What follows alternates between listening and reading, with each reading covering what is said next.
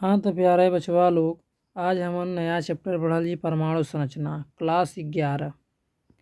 ये चैप्टर के कई भाग में पढ़े के कोशिश करल जी, जौने से कि आप लोग के देखे में भी और समझे में भी आसानी हुई और हमके बताओ में भी आप लोग के आसानी हुई। हाँ तो बताओ बचवा, एक एटॉमिक स्ट्रक्चर कहल जाला। तो सर्वप्रथम हमन के पढ़ल जी परमाणु। परमाणु परमाणु परमाणु के कहल जाला, यानी एटॉम। एटॉम परमाणु कहते किसे हैं हम लोग? किसी तत्व के वे सूक्ष्मतम कण, किसी तत्व के वे सूक्ष्मतम कण जिनसे अणु बनते हैं तथा जो रासायनिक अभिक्रिया में बिना विघटित हुए, बिना विभाजित हुए, बिना अपघटित हुए भाग लेते हैं, परमाणु कहलाते हैं। क्या कहलाते हैं? परमाणु कहलाते हैं। परमाणु जो है रासायनिक रूप से अविभाज्य होते हैं और इनका आकार इतना अति सूक्ष्म होता है कि इन्हें पुनः विभाजित नहीं किया जा सकता। आकार की बात की जाए तो हाइड्रोजन परमाणु की त्रिज्या, हाइड्रोजन परमाणु की त्रिज्या लगभग 0.28 एंगस्ट्रॉम के लगभग मानी जाती है, लगभग होती है। अन्य तत्वों की बात की जाए तो 0.7 से 2.5 एंगस्ट्रॉम के लगभग बराबर होती है। आप लोगों को बच्चों पता है कि 1 एंगस्ट्रॉम बराबर होता है 10⁻10 मीटर, 10⁻10 मीटर।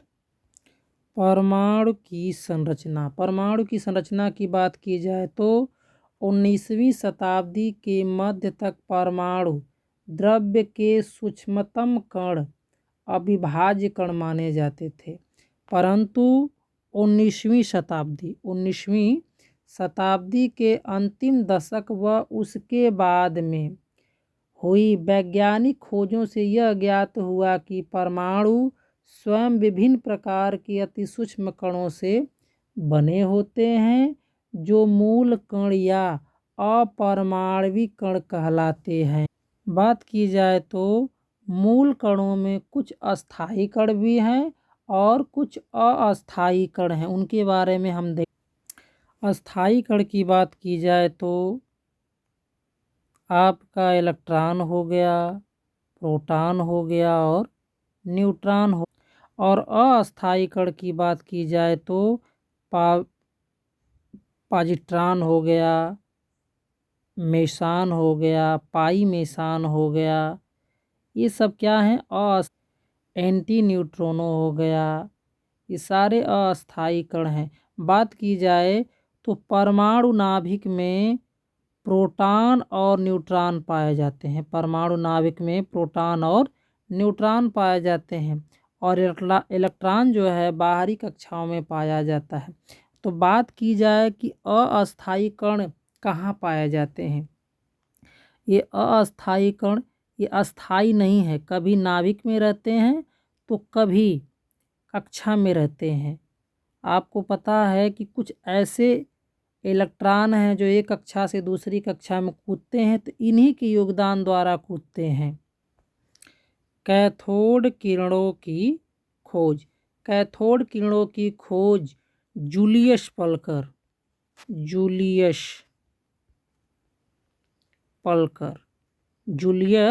पल्कर ने 1859 में ज्ञात किया कि किसी गैस में बहुत कम दाब, कितना दाब? 0.001 मिमी Hg पर विद्युत विसर्जन कराने पर विसर्जन नली में कैथोड यानी ऋण इलेक्ट्रोड से एक अदृश्य किरण पुंज निकलती है, जो कैथोड से एनोड यानी धन इलेक्ट्रोड की ओर चलती जाती है और कैथोड के सामने वाली कांच की नली की दीवार में हरे रंग की प्रतिदीप्त उत्पन्न करती है। कैथोड से निकली ये किरणें अदृश्य किरणें कैथोड किरण कहलाती हैं। जूलियस पल्कर ने एक ट्यूब लिया जिसे हम परिनलिका कहते हैं। ट्यूब में एक तरफ कैथोड लगाया और एक तरफ एनोड लगाया और इन दोनों को हाई वोल्टेज सोर्स से क्या किया, जोड़ दिया और इस ट्यूब से एक नलिका बनाई जिसे हम कहते हैं विकम पंप यानी कहते हैं निर्वात पंप। क्या कहते हैं? निर्वात पंप। इससे क्या किया इन्होंने, पूरा जो इसमें एयर है, हवा है, उसको क्या किया, बाहर निकाल दिया। जब हाई वोल्टेज सोर्स दिया तो इसमें से एक अदृश्य किरण निकली। क्या निकली? अदृश्य किरण निकली, जिसे हम कैथोड रे या कैथोड किरण क्या कहते हैं? कैथोड किरण, कैथोड किरण कहते हैं। और इस सामने वाली जो कांच की दीवार में है, यहाँ हरे रंग की प्रतिदीप्त उत्पन्न करती है। कैथोड किरणों के गुण। कैथोड किरणों के गुणों के बारे में कई वैज्ञानिकों ने निष्कर्ष निकाला। जैसे कहा जाए तो विलियम क्रूकस ने 1879 तथा जे थॉमसन ने 1897 में और कई अन्य वैज्ञानिकों ने कैथोड किरणों के गुणों का अध्ययन किया और कहा कि कैथोड किरणें सीधी रेखा में चलती हैं। सीधी रेखा। यदि हम कैथोड किरण के पथ में एक अब्रक क्या रख दें, एक अब्रक रख दें, तो क्या देखने को मिलेगा कि अब्रक का क्रॉस रखने पर यह देखने को मिलेगा कि इसकी छाया यहाँ प्रतीत होगी। अतः इससे स्पष्ट होता है कि जो कैथोड किरण है बिल्कुल सीधी रेखा में चलती है। देखिए यहाँ बिल्कुल क्या हो रही है, सीधी रेखा में चल रही है। इससे क्या हो रहा है, स्पष्ट हो रहा है कि कैथोड किरणें बिल्कुल सीधी रेखा में चलती हैं। बात की जाए तो कैथोड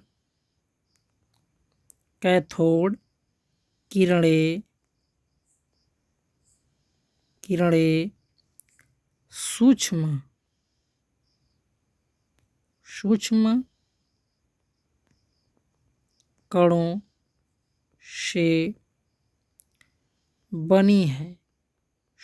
कणों से बनी है।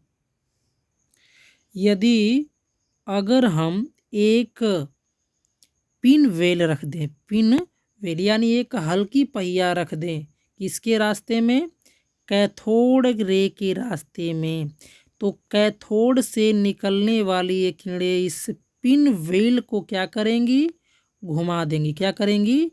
घुमा देंगी। अतः इससे स्पष्ट होता है कि कैथोड किरणें सूक्ष्म कणों से बनी हैं।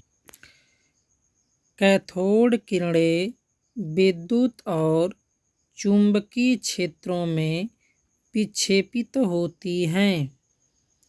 यदि कैथोड किरणों के पथ में चुंबक या विद्युत चुंबकीय क्षेत्र प्रदर्शित कर दिया जाए, इधर माइनस इधर प्लस कर दिया जाए, तो यह किरणें किधर मुड़ जाती हैं, प्लस की ओर। इससे स्पष्ट होता है कि ये किरणें क्या हैं, निगेटिव आवेश से प्रदर्शित हैं। अतः इनमें यह परिवर्तन देखने को मिलता है, जिस कारण ये विक्षेपित होकर प्लस की ओर चली जाती।